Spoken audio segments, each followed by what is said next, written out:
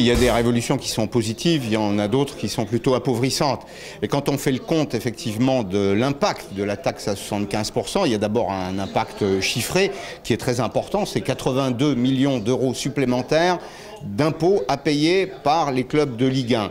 Pour le seul Paris Saint-Germain, c'est plus de 43 millions d'euros, ça concerne 112 joueurs et les grands clubs du championnat de Ligue 1, c'est-à-dire par ordre décroissant, Paris, Lyon, Marseille, Bordeaux, Rennes et je pense que Monaco est également concerné. Donc ça aura un effet immédiat qui est un effet en termes de trésorerie, ça a aussi un effet en termes d'attractivité.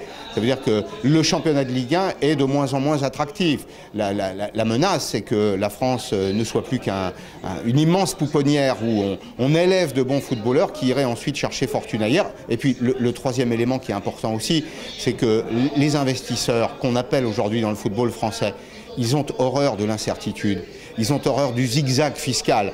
Hein. Le lundi on décide ça, puis le mardi c'est autre chose.